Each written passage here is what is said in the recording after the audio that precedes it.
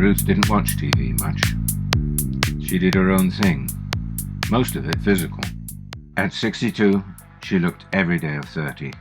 Even at a time when good nutrition and excellent medical care meant nearly the entire population of Europe had lived longer and healthier lives, she was exceptional.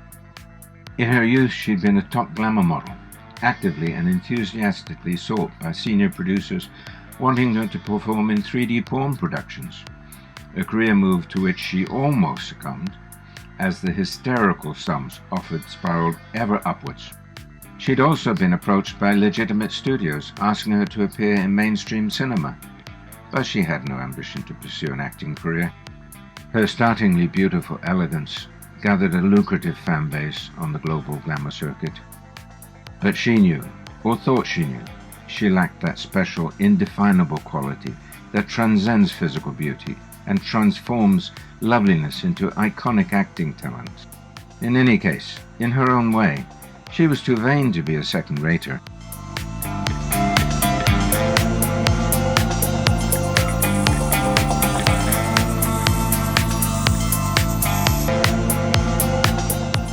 Ruth rode her horse with elegant and fluid precision. If a Renaissance Italian from one of the golden cities of 16th century Umbria had walked into the vast high-ceilinged room, he would have felt at home. Warm light flowed down in dusty parallel streams from 2 rows of narrow arched windows set high up on long walls either side of her. Under her horse's clacking hooves, a smooth stone-flagged floor was strewn with sweet hay.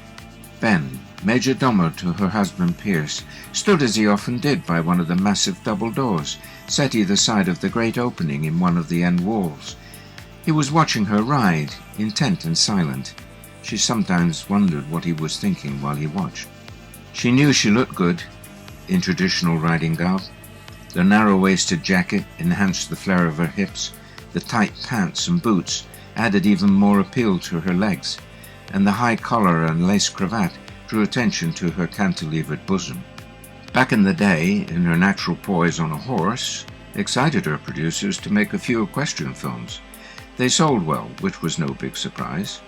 Seeing her with her golden thighs wrapped across a saddle, even in a few cases bareback, was as close as Ruth's admirers ever got to hardcore. The results were never anything short of beautiful. For the cognoscenti, Ruth outshone Lady Godiva and needed no concealing cloak of hair. Dressed in nothing more than her own skin, she was fully clothed in beauty and freshness. Back catalogue copies of video demonstrating what a cantering horse did to her naked figure still brought tears of pleasure to men's and some women's eyes. The sight of it could stop the breath of a viewer's throat. But all of that was over now. These days she was happy to enjoy riding for its own muscular sake. The horse followed her instructions, as if they shared a single mind. They were performing an intricate dressage, the horse now stepping in a jouncing, bouncing gait, then almost skipping, prancing and dancing under her. She knew it was stupid, but something in Ruth's heart knew the horse got as much pleasure from the exercise as she did. Something was shared between mount and rider, something precious. Milla blanketed herself in an isolation zone. Her ability to create such a place was a very useful gift, and she was adept at it. Through careful training, she was now able to maintain the zone while simultaneously sampling mental traits and signatures from the large group of people around her. She couldn't read thoughts, and she wasn't a snoop, as she often assured herself. What she did was more like looking through people's mental windows to see how the decor of their minds was arranged, but without needing to read through their personal diaries. She likened it to listening to many separate and highly individual strands of music, without any resultant cacophony. Here she was, on a police swoop, and she was the talent out front. She never liked being naked in a public place, not even in her dreams. But when the job demanded, she defrocked. The killer had to be here, and she was going to find him. A personality that vile would scream like a psychic banshee, or so she hoped.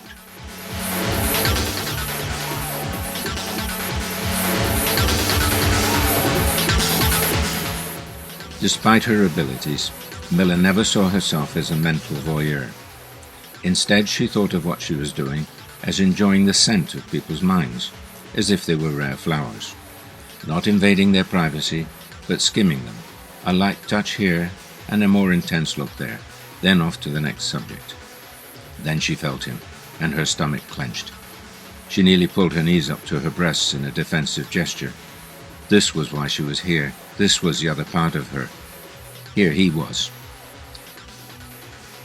Milla was a consultant TP investigator for the Serious Crime Squad, and this man was her target. By God and all his guardian angels, she knew it with a profound certainty. He was here, and he shone like a beacon. He stalked the hall like a missile of flesh, his erection arching out of the black tangle of hair at the base of his taut belly. He was lean and wide and ripped, good-looking in a sleek, dark way. But the smile on his face was predatory, and the red mist in his mind teetered on a hot, razor-sharp edge, just barely contained on the social side of animal madness. He wanted to rip and tear, hurt and kill, and the younger the flesh he could do it to, the better. He knew how and when to release his demon and when to contain it, at least for now. Milla felt his terrible passion howl as he hunted his next victim. She strengthened her isolation zone. She knew her cultish looks would act as a beacon for this sick and serial killer. During the last 4 years, 7 women between the ages of 18 and 23 had been found around the West Midlands, torn and bloody and discarded like so much meat.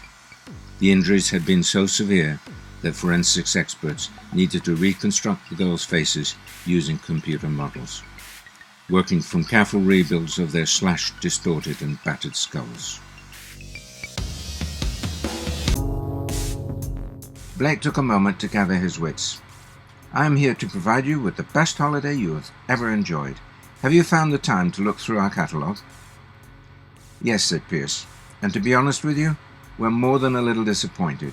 Where did you find that bunch of has-beens and wannabes? Mr. Pierce, I can assure you... Pierce. Nobody calls me Mister unless I invite them to. Then I pay them for the privilege. Can I get you another drink? Blake took the preferred glass and sat down. He stood again as one of the most beautiful women he ever met entered the room, and walked over with her hand extended. He was aware that his hand was sweating as he shook, but if she noticed, she gave no reaction. Is my husband giving you a hard time, Mr. Blake? Just Blake, Mrs. Pierce. Ruth, please, and please sit down. Now have you any more of those enchanting young people for us to see? Some of them are so lovely it will prove really hard to choose which ones we want to try on for size, so to speak. Blake brought out his tablet, and after asking permission, keyed it to the room's 3D screen. These are the very latest hosts to join us. I think you'll be pleased with the choices on offer. Shut up and scroll, growled Pierce. We're not here to listen to your yap. Thinking only of his commission, Blake bit his tongue and put the latest entries in his catalogue on slideshow. Images of couples appeared in various flattering poses, falling away to be replaced by others. All were attractive and young, but none elicited any response from Pierce until he suddenly said, Stop! Scroll back. There, Ruth. What do you think? His wife joined him and stood quietly examining the people who stood life-size and still in the center of the room. Pierce circled the image, his lips pouting in concentration, and barked at Blake. Has anyone used these two before? No, came the answer. They joined us this week. Virgins, eh? Said Pierce. I like that. Untouched goods. They must not be used by anyone before us. Guaranteed? I can't. I'll double your fee, and theirs. Those are the hosts we want. Can you have them ready 2 weeks from Saturday? Don't think. Find out. Do it from here. Can I get you another drink? Please, Ruth, please get Blake what he wants. You, son, have just earned the right to call me Mr. Cheers. Blake keyed a number into his phone. A few moments later, Milla picked up at the other end. Hello? Hello, Mrs. Carter. It's Blake. Oh, hello, Blake. Mrs. Carter, you remember I told you I'd be in touch soon. Well, I've got some great news. He looked over the Pierce's shoulders, glancing from Ruth's classic profile to the startling fresh loveliness of Milla and the lean, good looks of Franklyn. Gold dust, he thought. Pure gold dust. Ruth woke up feeling like she'd had the best night's sleep ever. She luxuriated under her light covers, stretching like a cat without popping her joints or straining uncomfortable muscles. She must get Pierce to order gel beds for the apartment. Still a little drugged with sleep, she was confused to find she was completely naked. Must have had a touch too much wine last night. Still, she had a bladder that needed emptying, so she threw her covers to one side and swung herself into a sitting position. She bounced clean out of the bed and onto the floor, more shocked than hurt, rolling quickly to her knees. When she stood up, she nearly fell over backwards. Her weight was all wrong, and she was closer to the ground than normal, or so it seemed. Cool light washed in from glazed doors, and she could hear what sounded like the susurration of waves on a sandy beach. She took a few steps towards the light and caught sight of a strange young girl gazing at her from a doorway. She too was naked. Ruth made as if to cover herself, and the girl did the same, mimicking her exactly. Ruth was about to let fly verbally when the reality of her situation sunk home. She was the girl, and the girl was her. The doorway was a recessed mirror, and she had been on the brink of giving her new reflection some pithy abuse. She laughed, enjoying the way her reflection's taut stomach tightened further when she did so, and ran her hands through her chestnut bob while admiring the small yet well-rounded breasts as they lifted to her view. She took a close look at her host's well-tended body and was pleased. Taking some time to admire both her front and back, she began to feel oddly voyeuristic about what she was doing. She donned a short silken dressing gown and found her way to the bathroom. A full bladder must be dealt with no matter whose body it resides in. As she sat and passed water, she realized that the urine was nothing to do with her. Whatever this girl drank, it was imbibed before Ruth opened her eyes on this first day of her holiday. She is none of me, thought Ruth. I am her custodian, is all. Then she fell prey to a cascade of emotions and confusion. Tears started from her eyes. Not my eyes, she realized. Her eyes. And she twisted the pretty mouth in something like fear. Ruth always had a strong attitude to looking after other people's possessions. She had to give things back in the same condition as when she received them, or better, from a book to a hire car, and here she was, in someone else's body.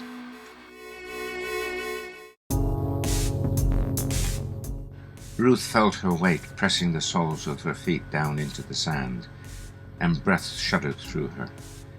This man is my gravity, she realized, my center.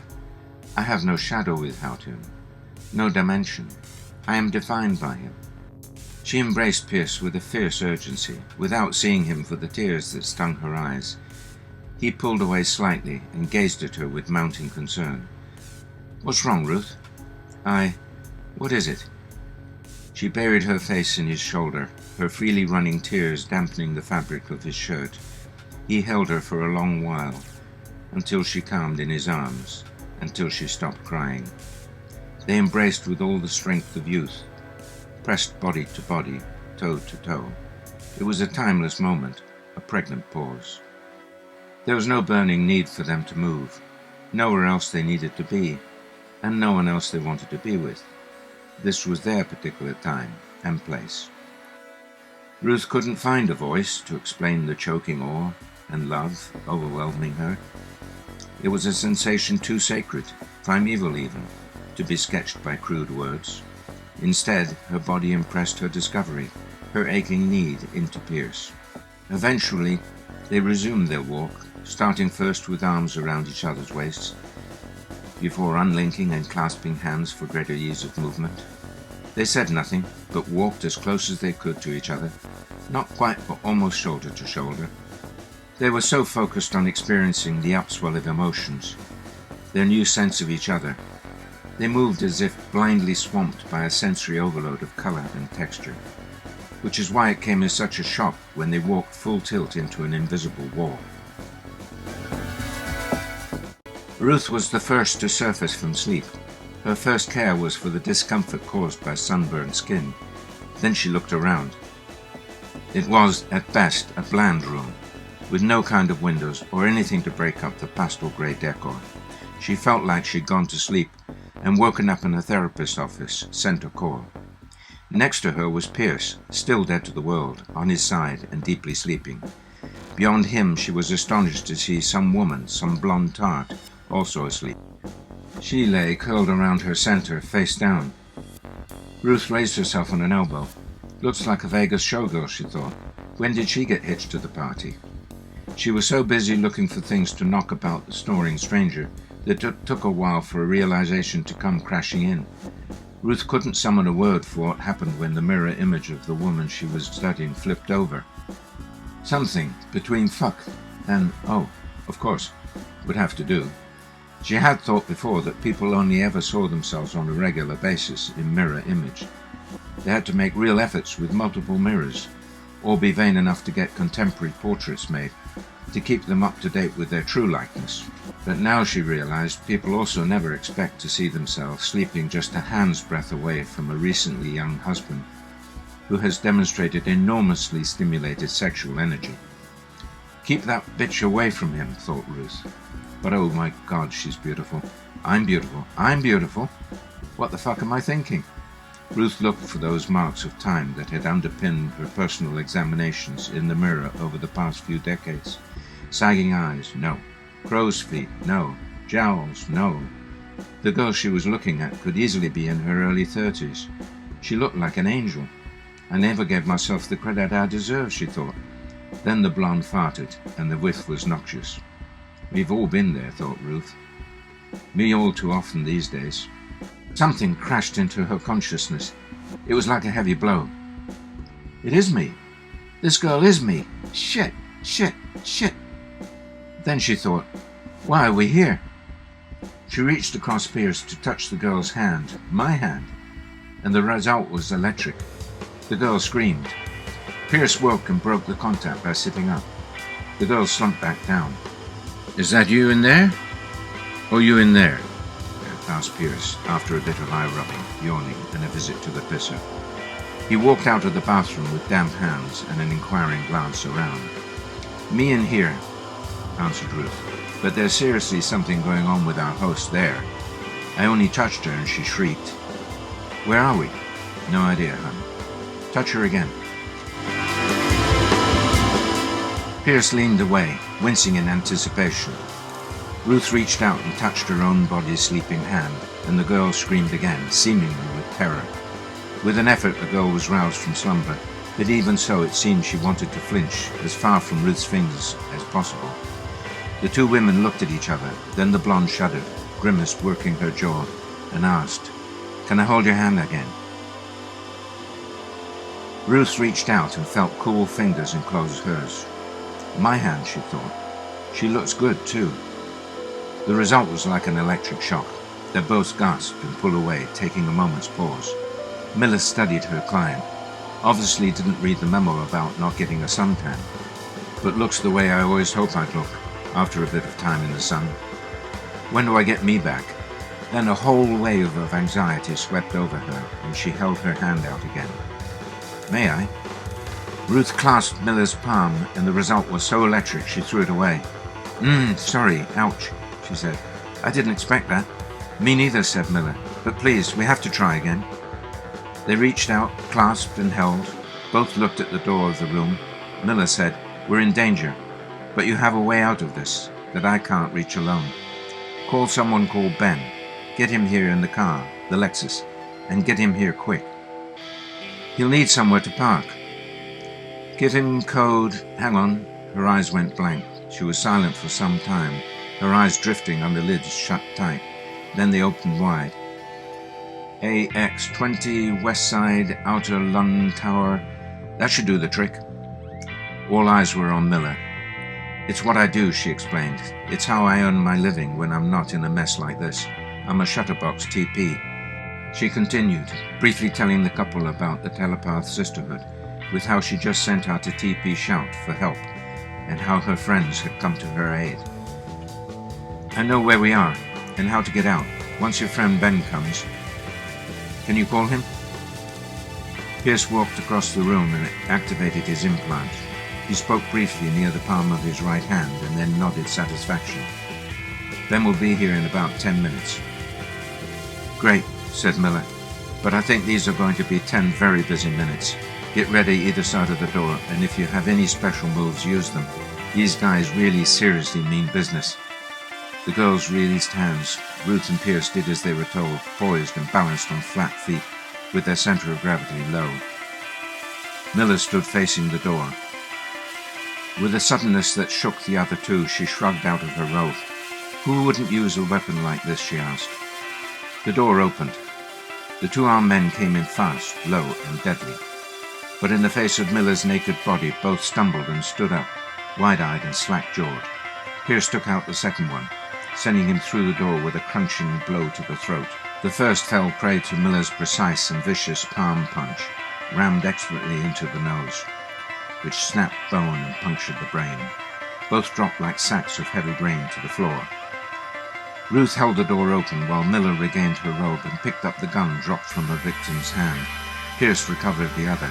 Come on. The three ran out into the corridor, the women holding hands as they made their escape. They were free, but free in the midst of an alert and armed enemy.